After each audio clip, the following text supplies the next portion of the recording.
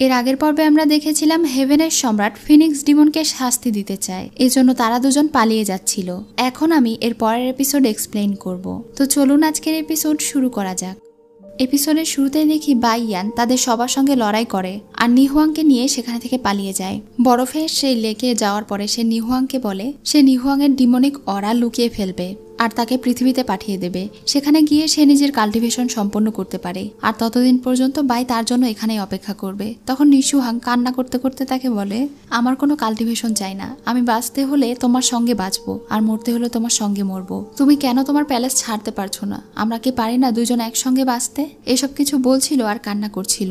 এই ইমোশনাল কথাগুলো শুনে বাইও কান্না করে ফেলে, কিন্তু সে আর অন্য কোনো কিছু বলে না।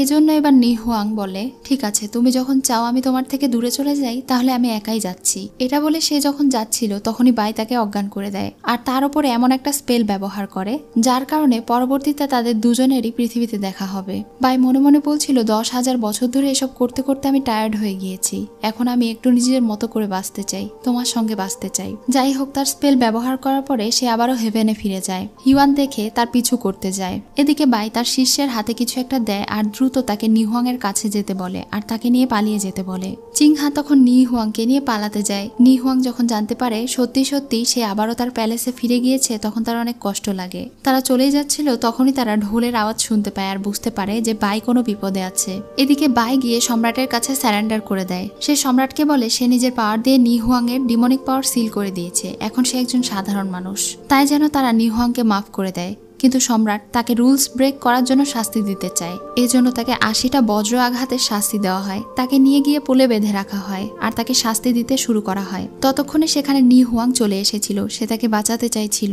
তখনই তার বন্ধু তাকে মনে করিয়ে দেয় যে তাদের মাস্টার তাকে বাঁচানোর জন্য নিজের জীবনের অর্ধেক কাল্টিভেশন ওয়েস্ট করে দিয়েছে, সে যেন এটা না করে। কিন্তু তবুও সে তার মাস্টারকে বাঁচাবেই। এজন্য সে ইউয়ানকে আঘাত করে আর তার কাছে থাকা নিজের সেই পাওয়ারফুল পাখাটা নিয়ে নেয়। সে এখন বাইকে বলে, তুমি আমাকে বাঁচিয়েছিলে, এবার আমার পালা তোমাকে বাঁচানোর। এটা বলেই সে জোরে চিৎকার দিয়ে ওঠে আর তার আসল রূপে চলে আসে। সে ওখানে থাকা সবাইকে আঘাত করে, কেউ তার সঙ্গে পেরে ওঠে না, কারণ সে অনেক বেশি পাওয়ারফুল হয়ে গিয়েছিল। ইউয়ান দেখতে পায় সেই হলো সেই লেজেন্ডারি 7 রঙের পুরনো ফায়ার ফিনিক্সের বংশধর। এবার সে বুঝতে পারে কেন সে ওই ব্যারিয়ার ভাঙতে পেরেছিল। নিহুয়াং এক মুহূর্তও টাইম ওয়েস্ট না করে বাইকে নিয়ে সেখানে থেকে উড়ে চলে যায়। তার এই আসল রূপ সম্রাটও দেখে ফেলেছিল, আর এটা দেখে তারা আশঙ্কা করছিল আবারও ডিমনিক রিলিম এখানে ফিরে না আসে। তারা দুইজনে এখন আইস লেকে চলে যায়। নিহুয়াং এখানে তার পাখায় কিছু একটা দেখতে পায়। এটা আর কেউ নয়, বরং তার মায়ের প্রতিচ্ছবি ছিল। তার মা তাকে বলছিল তার মা মারা যাওয়ার আগে তার লাস্ট অরা এই পাখায় রেখে গিয়েছে। তাই নিহুয়াং যদি বড় হয় তাহলে সে যেন একদম সাধারণভাবে জীবনযাপন করে, তারা তাদের ভাগ্য বদলাতে পারবে না। তবে এটা সম্পূর্ণ নিহুয়াং এর উপরেই নির্ভর করে যে সে কি হবে। সে যেন তার মায়ের মতো ভুল না করে, সে যেন তার জীবন ভালোভাবে অতিবাহিত করে এবং ভালো মন্দের জ্ঞান রাখে। এসব কিছু দেখে সে অনেক কান্না করছিল আর বলছিল, আমার বাবা মা হয়তো আমার কারণেই মারা গিয়েছে, কিন্তু বাই তাকে বলে নিজেকে দোষারোপ না করতে। যাই হোক, এরপরেও সে তার বোনকে খুঁজতে যেতে চায়, আর তার আগে সে বাইকে বলে বাইও যেন তার সঙ্গে যায়। তারা দুজন প্রথমে গিয়ে পৃথিবীতে ট্রিবিউলেশন করে আসবে, এরপরে পাওয়ারফুল হলে সে তার বোনকে খুঁজবে এবং মুক্ত করার চেষ্টা করবে। পৃথিবীতে যাওয়ার জন্য বাই তাকে বলে সেখানে যাওয়ার আগে নিহুয়াং এর ভেতরে থাকা তার ডিমন কোড তার ভেতরে থেকে এক্সট্রাক্ট করতে হবে, নয়তো পৃথিবীতে তাকে অনেকে খুঁজে পেয়ে তার ক্ষতি করার চেষ্টা করতে পারে। কিন্তু এটা করলে তো নিহুয়াং তার সমস্ত স্মৃতি ভুলে যাবে, সে এটা করতে চাইছিল না, কিন্তু তাকে এটা করতেই হবে। তাদের দুজনকে একসঙ্গে জীবন অতিবাহিত করতে হলে তাদেরকে এই কষ্টটা সহ্য করতেই হবে। এজন্য তারা দুজনই এক অন্যকে জড়িয়ে ধরে আর কান্না করে। এরপরে তারা দুজন তাদের প্ল্যান মতো হেভেনে ফিরে যায় আর সেখানে গিয়ে সারেন্ডার করতে চায়। এটা শুনে তো ইউয়ান অনেক অবাক হয়ে যায়। যাই হোক, এবার নিহুয়াংকে সেখানে নিয়ে গিয়ে বেঁধে ফেলা হয়। তখন ইউয়ান তার সঙ্গে গিয়ে কথা বলে আর বলে সে একটা বোকার মতো ডিসিশন নিয়েছে, ওই যুদ্ধের দেবতাকে ভালোবেসে সে ভুল করেছে। কিন্তু নিহুয়াং তার কথায় রাগ করে না এবং তার কথায় ডিস্ট্র্যাক্টও হয় না। এদিকে বাইকে দেখি সে গিয়ে সম্রাটের কাছে মাফ চায় আর তার ভুল স্বীকার করে। তখন সম্রাট এতে খুশি হয়। এখন সে সম্রাটকে রিকোয়েস্ট করে বলে সে যেন তাকে নিহুয়াং এর সঙ্গে বিয়ের অনুমতি দেয়। নিহুয়াং নিজের ডিমন কোর আহুতি দিতে রাজি আছে আর সে সাধারণ একটা মেয়ে হতেও রাজি হয়ে গিয়েছে। কিন্তু এটা শুনে সম্রাট রেগে যায় আর বলে তুমি হচ্ছে সব থেকে হাই রেপুটেড রিলেটেড, আর বংশ পরম্পরায় সমস্ত যুদ্ধের দেবতারাই হেভেন এবং মর্টাল ওয়ার্ল্ড রক্ষা করে এসেছে, আর তুমি কিনা বলছো ওই সামান্য একটা মেয়েকে বিয়ে করবে? এটা আমি কখনোই মেনে নেব না। এটা শুনে বাইয়ের মন খারাপ হয়ে যায়। এরপর সে নিহুয়াং এর সঙ্গে দেখা করতে যায়। সে এখানে এসেছিল নিহুয়াং এর ভেতরে থাকা ডিমন কোডটা বের করে নিতে। সে তাকে জিজ্ঞাসা করে, এই চাকু দিয়ে আমার বুকে আঘাত করলে কি আমি মারা যাব?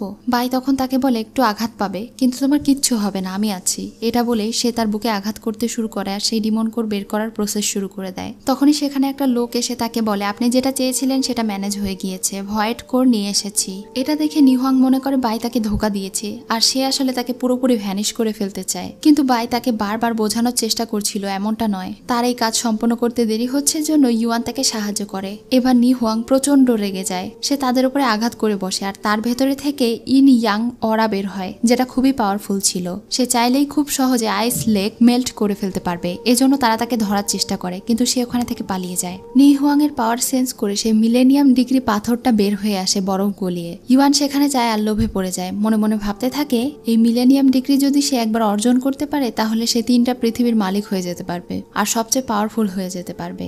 এই লোভে পড়ে সে মিলেনিয়াম ডিগ্রি হাসিল করার চেষ্টা করতে শুরু করে, যার ফলে এটা তাকে জ্বালিয়ে ফুরিয়ে ছাড়খাড় করে দিতে শুরু করে। এদিকে নিহুয়াং পালিয়ে যাচ্ছিল, কিন্তু সেই লোকেরা তাকে ধরে ফেলে আর তাকে বন্দি করতে শুরু করে। বাই তাকে সাহায্য করতে চায়, কিন্তু নিহুয়াং আর তার কোনো কথাই শোনে না। সে তাদের হাতে থাকা ওই জাদুর গামলা ভেঙে ফেলে। এরপরে তারা দুজনই অনেক বেশি আহত হয়ে যায়।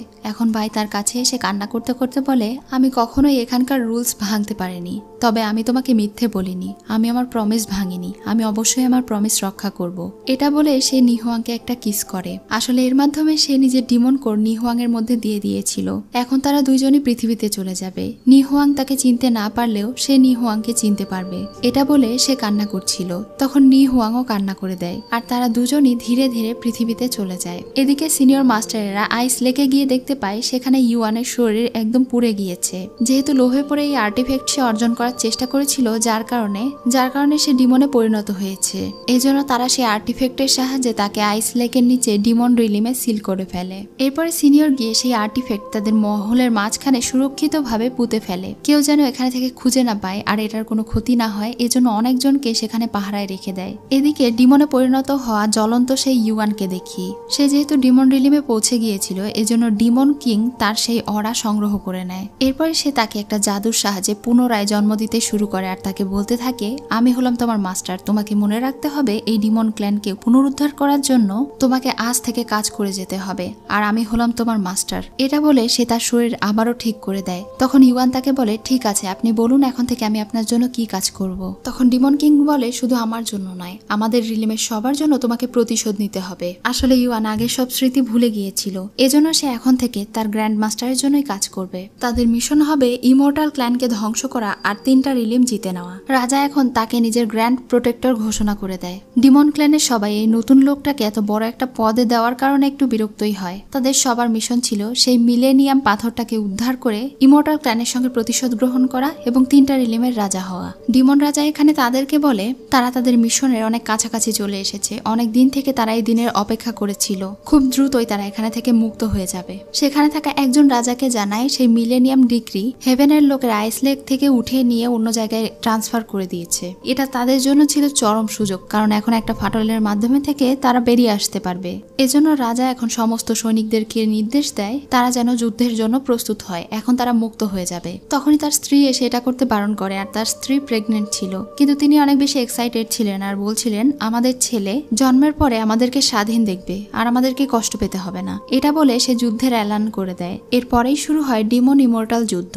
তারা সব গার্ডদেরকে হারিয়ে সে মিলেনিয়াম পাথর উদ্ধারের কাজ শুরু করে দেয়। তখনই সেখানে একজন ইমর্টাল চলে আসে আর ইউয়ানকে দেখে বলে, তুমি একটা ইমর্টাল হয়ে ডিমনদের সঙ্গে যোগ দিয়েছো। এখন সে তাদের সবার সঙ্গে লড়াই করতে শুরু করে। ডিমন কিং নিজের ডিমন কোর দিয়ে তার সঙ্গে লড়াই করতে শুরু করে, আর এদিকে ইউয়ান গিয়ে সেই মিলেনিয়াম পাথরটা উদ্ধার করার চেষ্টা করতে থাকে, কিন্তু সে পারে না। এদিকে ডিমন কিং এর স্ত্রীর প্রসব বেদনা শুরু হয়ে যায়। তার চিৎকার শুনে ডিমন কিং কিছুটা ডিস্ট্র্যাক্ট হয়ে যায়। তখনই সেই মাস্টার তাকে আঘাত করে বসে। তারা আর ওই মিলেনিয়াম পাথর উদ্ধার করতে পারে না। মাস্টার আবারও সেই সিল ঠিক করে করে দেয় আর তারা হেরে যায়। ডিমন রাজা এখন মারা যাওয়ার আগে ইউয়ানকে তার ডিমন কোড দিয়ে যায় আর তাদের সবাইকে ঘোষণা করে বলে এখন থেকে ইউয়ান হবে তোমাদের নতুন ডিমন লর্ড। এটা বলেই ডিমন কিং মারা যায়। তখন না চাইতেও তাদেরকে নতুন রাজাকে একসেপ্ট করতে হয়। এদিকে আমরা দেখতে পাই ডিমন রাজার স্ত্রী মারা গিয়েছে কিন্তু তার বাচ্চা বেঁচে আছে। কিছুক্ষণ পরে আবার দেখানো হয় ডিমন লর্ডের স্ত্রী সেখানে পড়ে থাকলেও তার বাচ্চা সেখানে ছিল না, মানে তার বাচ্চাকে কেউ একজন নিয়ে চলে গিয়েছে।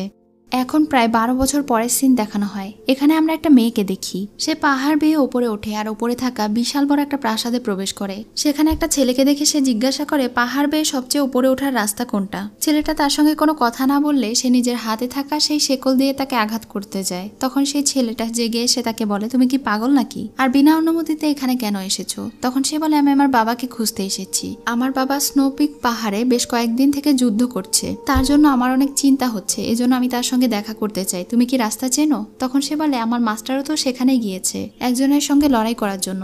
এটা শুনে সেই মেয়েটা রেগে যায় আর বলে তার মানে তোমার মাস্টার আমার বাবার সঙ্গে লড়াই করতে গিয়েছে।